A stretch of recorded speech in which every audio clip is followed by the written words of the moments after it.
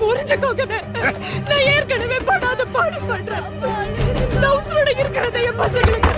A few moments later.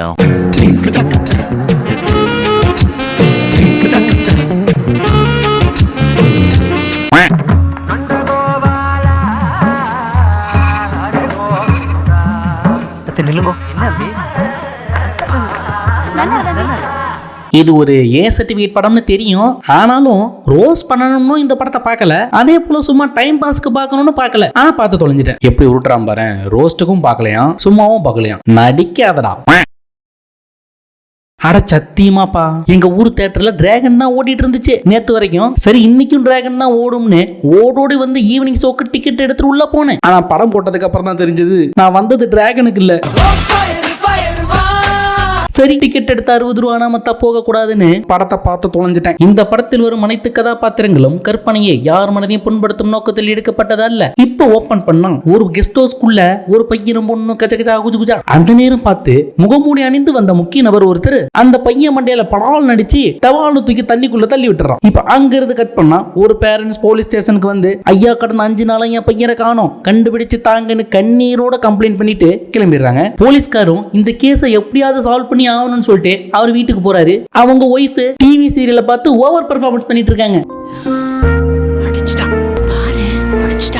ஏமா அங்க யாரமா அடிச்சா கேஷுவலா தான் நின்று பேசிட்டு இருக்காங்க. இப்ப போலீஸ்கார் அந்த காணாம போன காசியை பத்தி விசாரிக்கிறதுக்காக அவரோட கிளினிக்கே போய் என்கொயரி ஸ்டார்ட் பண்றாரு. ஆனா அங்க ஒரு தடையும் கிடைக்காததுனால அங்க அக்கம் பக்கத்துல இருக்கிற அனைத்து கடைகள்லயும் காசியை பத்தி விசாரிக்கிறாரு. இப்போ இந்த காசியை தேடி கண்டுபிடிக்கிறதுக்காக ராமேஸ்வரம் கிளம்பி போறாங்க. பாறேன், காசியை தேடி ராமேஸ்வரம் போறாங்க.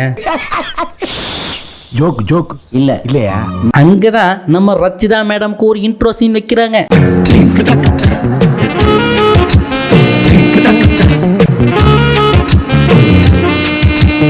சொல்லுமா காசி தெரியுமா? காசி தான் உன்னோட எக்ஸ்னு கேள்விப்பட்டோம். What nonsense you are talking about the Kasi? அவர் எவ்வளவு நல்லவர் தெரியுமா சார்? என் குழந்தைக்கு வீட்டுல உடம்பு சரியில்லை, அதுக்காக தினமும் கந்து வட்டிக்காரன்ட்ட போய் கந்து வட்டிக்கு பணம் வாங்கிட்டு வந்து வைப்பேன். அதையும் புருஷக்காரன் தினம் எடுத்து குடிச்சிக்கிட்டு இருப்பான். ஒரு நாள் அப்படி ஏன்டா பணத்தை எடுத்து குடிச்சிட்டு இருக்கிறேன்னு தட்டி கேட்க அவன் என்ன 4 தட்டு தட்டிட்டான். அதுல பாதிக்கப்பட்ட நான் என்ன சரி பண்ணிக்கிறதுக்காக அந்த காசி கிட்ட போனேன் சார். அவன்கிட்ட ஏமா போனேன் சார்? அவன் ஒரு பிசியோதெரபிஸ்ட் சார். அப்படி ஒரு நாள் அவங்க கிட்ட போய் ட்ரீட்மெண்ட் எடுத்துக்கிட்டு இருக்கும் போது திடீர்னு கீழே ஒரு குழந்தை வந்து காயினை புழுங்கிடுச்சு, எல்லாம் வந்து பாருங்கன்னு சொல்லி ஒரு பொண்ணு ஓடி வந்து சொன்னிச்சு. ஐயோ நம்ம குழந்தை தானே வெளியில விட்டுட்டு வந்து உடனே ஓடி போய் தூக்குறதுக்குள்ள காசி சார் வந்து என் குழந்தையை காப்பாத்திட்டாரு சார். ஆனா அந்த காசி அதோட நிறுத்தல. அந்த குழந்தைக்கு பிறந்ததுல இருந்தே சரியா பேச்சு வராதாமா. அதனால அந்த குழந்தைக்கு அவரை ட்ரீட்மெண்ட் செலவு எல்லாத்தையும் நானே ஏத்துக்கிட்டு அந்த குழந்தைய சரி பண்றேன்னு சொல்றாரு. இந்த கூறுகட்ட மீனாட்சியும் சரின்னு மண்டையாட்டுது. ஏமா அவனே உன்னை இப்பதான் முத தடவை பாக்குறான், அவன் எதுக்கு உன் குழந்தைக்கு இவ்வளவு செலவு பண்ணணும்? இப்போ அடுத்த நாள் காலையில அந்த குழந்தை ட்ரீட்மெண்ட்டுக்கு கூட்டிட்டு போறதுக்காக காசி அந்த வீட்டுக்கு வரும்போது கந்து வெட்டிக்கு கடன் கொடுத்த கணவான்கள்லாம் வந்து கண்ட மேனிக்கு பேசுறாங்க. வீட்டுக்குள்ள எவ்வளவு தூரம் ஓடுவா? புரிஞ்சுக்கோங்க, நான் ஏற்கனவே படாத பாடு பண்றேன். இருக்கிறத என் பசங்களுக்கு. இதெல்லாம் பார்த்த காசி அவங்க எல்லாரையும் அடிச்சு ஓட விட்டு டேய் உன் கடனை நான் செட்டில் பண்றேன்டா அப்படின்னு டயலாக் விடுறாரு. அவனுக்கு எவ்வளவு பணம் கொடுக்கணும்? எல்லாம் சேர்த்து 1.5 லட்சம் கொடுக்கணும்.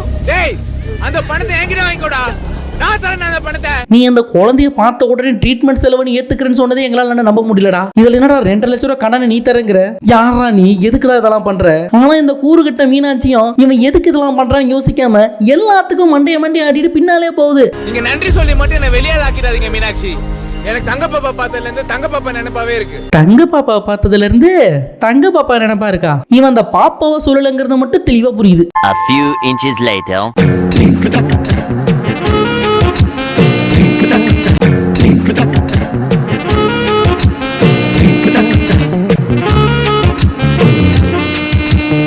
இதத்தானே அவனும் முதல்ல சொன்னான். அவன் அடிச்சிருந்தானா என் மூஞ்சி மோர காலு கையோட போயிருக்கும்ல.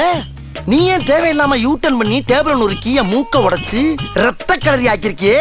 உனக்கு ஏன் இந்த கொலவெறி? இப்ப அங்கிருந்து கட் பண்ணா அந்த போலீஸ்காரங்களாம் போய் காசியோட ஃப்ரெண்ட்ஸ் கிட்ட என்கொயரி பண்றாங்க. ஐயா மன்னிக்கணும், நீங்க நினைக்கிற மாதிரி காசி ரொம்ப கெட்டவன் கிடையாது, காசி ரொம்ப நல்லவன். அவன் ஒரு பொண்ணை சின்சியரா லவ் பண்ணிட்டு இருந்தான், ஆனா ஒரே நாள் தான் லவ் பண்ணிட்டு இருந்தான் அப்படின்னு சொல்லிடுறாங்க. உடனே காசி வேற யாரெல்லாம் லவ் பண்ணலாம் அப்படின்ட்டு போலீஸ் தேட ஆரம்பிக்குது. இப்ப நீங்க காசியை தேடி போறீங்களா இல்ல காசி யாரெல்லாம் லவ் பண்ணான்னு தேடி போறீங்களா? இப்போ ஒரு கட்டத்துக்கு மேல சாக்சியை தேடி போறாங்க. அவன் அவங்களும் அவங்க இஷ்டத்துக்கு அவர் ரொம்ப நல்லவரு வல்லவரு நாங்களும் தெரிஞ்சவரு அப்படின்னு போலீஸ்கிட்ட இஷ்டத்துக்கு விட்டுறாங்க. ஆனா அதுக்கப்புறமா தான் ஒரு ட்விஸ்ட். அந்த காசி வீட்டு வாட்ச்மேனு அந்த காசியை நான் போட்டு தள்ளிட்டேன் அப்படின்னு போலீஸ்ல வந்து சரண்டர் ஆகுறாரு. இனிமே படம் வேற லெவலா இருக்க போதுடா அப்படின்னு யோசிச்சு முடிக்கிறதுக்குள்ள காசியோட பேரண்ட்ஸ் ஓடி வந்து காசி இன்னும் உயிரோட தான் இருக்கிறான், இப்பதான் எங்களுக்கு போன் பண்ணி பேசணும் அப்படின்னு அவங்க ஒரு சைடு அடிச்சு விடுறாங்க. இதுல யார் சொல்றதா உண்மை? இவன் என்னன்னா அவனை போட்டு தள்ளிட்டதா சொல்றான், இவன் என்னன்னா உயிரோட தான் இருக்கான் போன்ல பேசினதா சொல்றான். அப்புறம் அந்த வாட்ச்மேன் தாத்தா ஒரு பிளாஷ்பேக் ஓபன் பண்றாரு. இதுவரையும் நல்லவனா காமிச்சிட்டு இருந்த காசிய இதுக்கப்புறம் தான் அந்த காசியோட உண்மையான முகம் வெளியே வருது. என்னமா பண்ற? காசி என்ன ஏமாத்தினா தாத்தா. சரி இருமா, நானும் ஒரு பர்ஃபார்மன்ஸை போட்டுக்கிறேன்.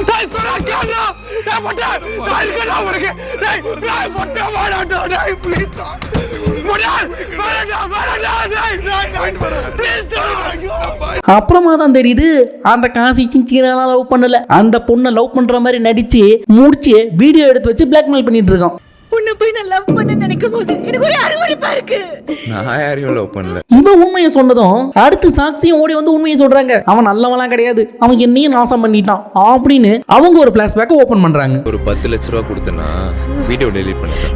எனக்குன்னு ஒரு ஃபேமிலி இருக்கு, என் லைஃபை ஸ்பாயில் பண்ணிடாதே காசு. நீ யாருமா புதுசா இருக்க? சார் அவன் என்னையும் விட்டு வைக்கல சார்.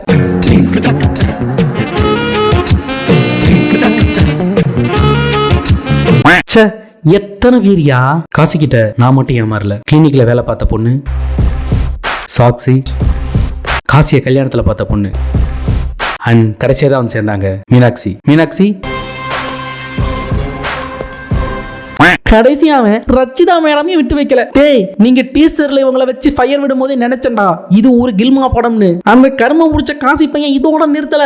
நீங்களாம் நான் சொல்ற வரப்பே திருப்திப்படுத்தணும், இல்லனா உங்க வீடியோவை ரிலீஸ் பண்ணிடுவேன்னு பிளாக்மெயில் பண்ணிட்டு இருந்திருக்கான். இவனை இப்படியே விடக்கூடாது, உடனே போட்டு தள்ளணும்னு 4 பேருமா சேர்ந்து ஒரு பிளான் போடுறாங்க. அப்படி பிளான் போட்டு ஒரு நாள் அந்த கெஸ்ட் ஹவுஸ்க்கு கூட்டிட்டு வந்து அவனை காலி பண்ணலாம்னு நினைக்கும் போது எவனோ ஒரு முகம் தெரியாத முகமுடி போட்டுட்டு வந்தவன் மண்டையில ஒரு போடு போட்டு காலி பண்ணிட்டு போயிட்டான். அவன் தான் யாருன்னு தெரியல சார், கண்டுபிடிக்கணும் சார் அப்படின்னு போலீஸ் கிட்ட சொல்லிட்டு எல்லாம் கிளம்பி போயிடுறாங்க. ஆனா கடைசியா தான் இன்னொரு ட்விஸ்ட் ஓபன் பண்றாங்க. அந்த முகமூடி போட்டிருந்த நபர் வேற யாரும் இல்லையா. இவ்வளவு நேரமா படத்தை ஆரம்பத்துல இருந்து விசாரிச்சுக்கிட்டு இருந்த அந்த போலீஸ்காரர் தான் அந்த வேலையை பார்த்திருக்காரு. அவர் ஏன்டா கொன்னாரு?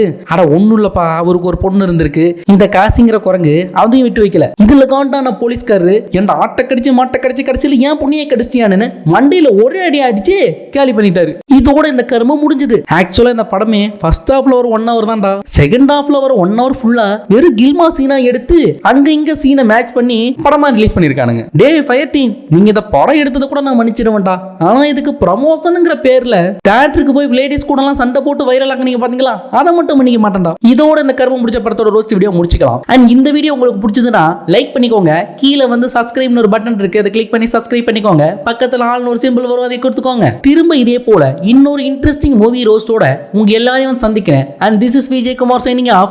Bye.